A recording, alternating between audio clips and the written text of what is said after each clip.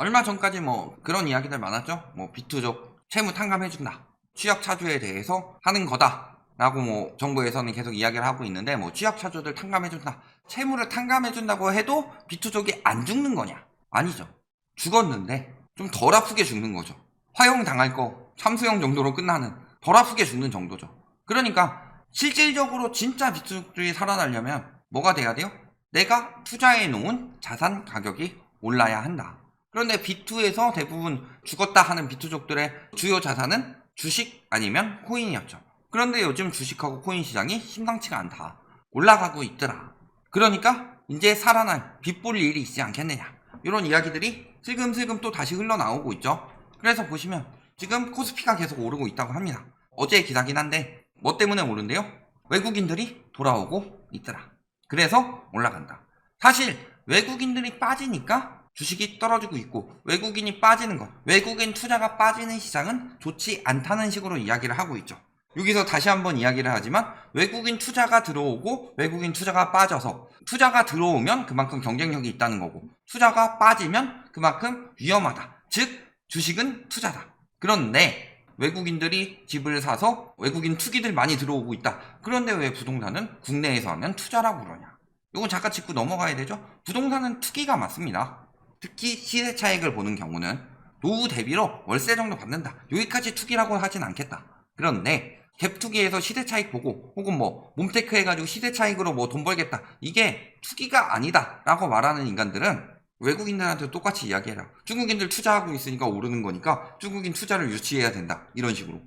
자, 그리고 비트코인도 지금 상승하고 있다고 합니다. 비트코인 상승에서는 뭐 요즘에 가장 이야기가 많은 게 그거죠. 이더리움 2.0 나온다고 해서 요게 비트코인까지 번져갔다, 뭐 이런 이야기들 나오고 있는데, 지금 주식이든 코인이든 굉장히 호조를 보이고 있다. 지금 계속 악재만 있었는데 슬금슬금 다시 반등하고 있다. 그러면 과연 저점을 찍었냐, 아니면 일시적인 반등으로 또 한번 털어먹는 거냐, 요 부분을 판단하셔야지 비투족이 살았냐 죽었냐가 나오겠죠.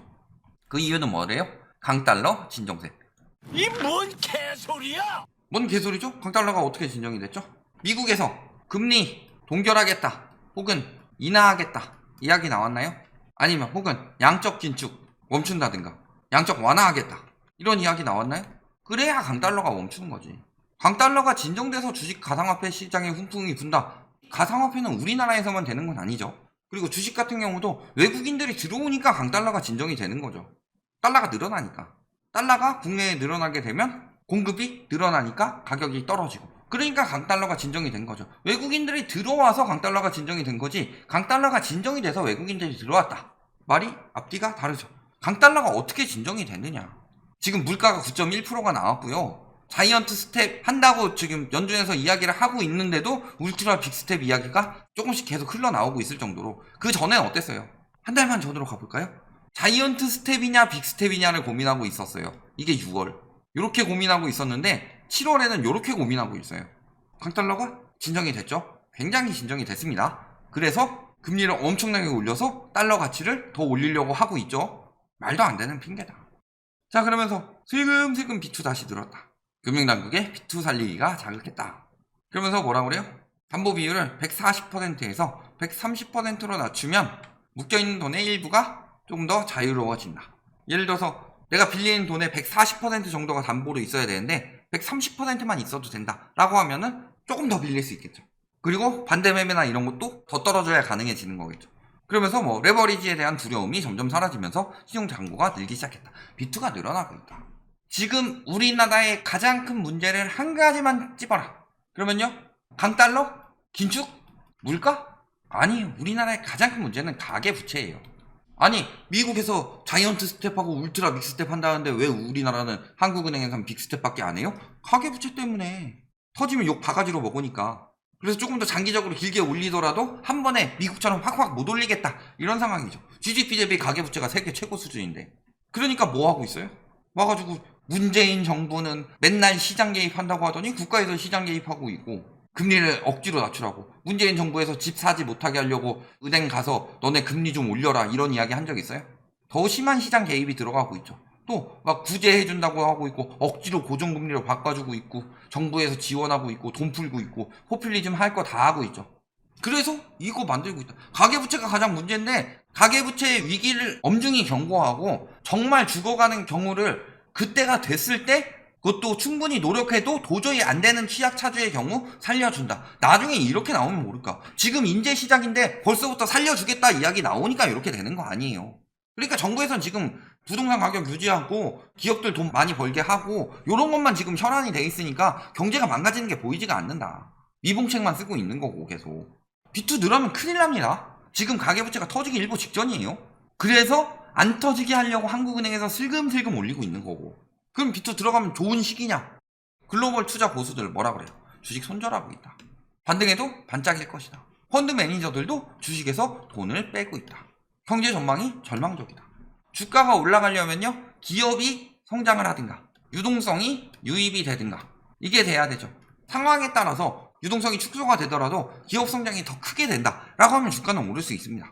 반대로 기업 실적이 좋지 않더라도 유동성이 많이 들어오게 되면은 투자자들이 많아지기 때문에 수요가 늘어나서 주가가 오를 수 있습니다. 그런데 지금 상황은 무슨 상황이라고 그러죠? 스태그플레이션. 자, 그럼 플레이션은 인플레이션이죠. 고물가로 인해서 지금 문제가 생겨나고 있다. 그럼 고물가를 억제하기 위해서는 금리를 올리고 유동성을 축소하고 있다. 그러면 이 조건은 아니죠. 그러면 스태그는 뭐예요? 경기 침체면 기업이 성장하고 있냐? 아니죠. 왜 오르고 있는 거예요 도대체? 그러니까 한번 털어먹히게 생긴 거다. 주식은. 그럼 코인은 다를까요? 얼마 전에 저희가 이런 기사 보여줬었죠. 작년 거였지만 사기꾼들 많다. 투자 권유하면서 지들은 반대 매매로 팔아치웠다. 이게 사기꾼들이 하는 짓거리다. 그런데 유튜버 A씨, 이 사람은 애교였다. 머스크가 테슬라는 비트코인 결제 재개 가능성 크고 안 판다 비트코인 안 팔 거다 계속 보유할 거다 비트코인 계속 오를 것이기 때문에 이렇게까지 이야기한 머스크가 팔아치웠습니다. 투자 권유하고 본인은 반대 매매. 여기 유튜버 A씨 이 정도는 해야지. 이 사람은 비트코인 보유로 4억 6천만 달러의 손실을 입었을 것이다. 그런데 어때요? 15억 달러어치의 비트코인을 매입했었다가 지금 9억 3,600만 달러어치의 비트코인을 팔았다. 대거 본인은 처분하고 있었다. 근데 여기저기서 오를 것 같다고 이야기를 하고 지금도 그런 이야기 많이 나와요. 부자들은 코인 가지고 있다. 그래서 다시 뜰 것. 이런 기사들 요즘에 많이 나오죠. 그러니까 머스크는요 그지 새끼라서 다 팔아버렸습니다. 부자가 아니니까. 부자들은 가지고 있다는데 팔았잖아요. 75%가. 머스크는 그지 새끼죠. 그런데 비트코인 폭등할 때 머스크가 빌 게이츠도 되셨었죠. 자산이. 그러면 어느 정도 부자들만 가지고 있느냐? 그들만 가지고 있으면 되는 거냐? 머스크가 부자라면 부자들은 코인 가지고 있다라는 말이 거짓이었다라는 것들이 드러나고 있죠. 그러니까 지금 한번 띄워가지고 지금 팔아치우려고 움직임이 나오고 있는 거 아니냐. 그런 이야기도 하고 있습니다. 이제 글로벌 경기 침체 우려가 완화되었다. 올라간 이유가 환율이 떨어지고 주식이 올라갔다. 미국 경제 지표가 개선된 모습을 보이면서 위험 회피 심리가 이제 아시아상에서도 강세를 보여서 위험 자산에 돈이 들어온다. 이상하죠? 뭔가 이상하다. 그러면 이런 거짓말을 하는 애들을 어디로 보내야 돼요? 진실의 방으로. 진실의 방으로. 그러면서 또 한 가지 보여요. 고용 호조. 경제 지표가 좋은 거 고용이 호조됐기 때문이라고 하죠. 물가가 저렇게 올라가는데도 경제가 괜찮다고 느끼는 이유는 고용이 괜찮기 때문이죠. 그럼 고용이 괜찮아요? 고용이 굉장히 호조고 이것 때문에 주가가 오른다. 이런 이야기를 하고 있어요. 그런데 고용이 좋으면 금리를 더 올립니다. 자, 미국에서 인플레이션이 올해 시작이 되었을까요? 아니죠. 2021년에도 굉장히 인플레이션이 강했다. 올해만큼까지는 아니더라도. 그런데 이때 물가 상승률이 올라가고 있었고 경제 성장률도 기저효과로 올라가고 있었죠. 그런데 뭐가 안 나와서 금리를 안 올렸어요? 고용 지표가 좋지 않았기 때문에 금리 인상을 머뭇하다가 지금 인플레이션 9.1% 나온 거다. 그러면요, 고용 지표가 안 나왔다면 금리를 올리는데 긴축을 강하게 하기가 더 힘들겠죠. 울트라 빅스텝 할 거 자이언트 스텝 하고 자이언트 스텝 할 거 빅스텝으로 그칠 수도 있다. 그런데 고용 지표가 매우 좋게 나왔대요. 그러면 금리 인상은 빡세게 들어가는 거다. 그러면요, 지금 주식 경제 지표가 좋아서 주가가 오른다. 경제 지표가 좋으면 금리 인상을 더 땡길 수 있는 거예요. 경기 침체가 나게 되면은 긴축을 하더라도 조금 속도 조절을 할 텐데 경기가 괜찮네? 그러면 금리 인상 막 때리는 중이죠. 미국에서 왜 지금 금리 인상을 강하게 때릴 수가 있느냐? 경기가 괜찮으니까 생각보다. 금리 올리면 엄청 대침체 올 것처럼 이야기를 하고 있는데 대침체는커녕 금리 올렸는데도 물가만 치솟고 있죠. 그러니까 더 지금 긴축이 강하게 들어갈 거다. 그럼 지금 일시적으로 호조입니다, 오릅니다 하고 말하면서 올리는 동안 누군가는 팔아치우고 있을 거다. 그리고 주식, 코인 다음에 부동산이다. 세계적으로 부동산 침체가 슬금슬금 심해지고 있더라.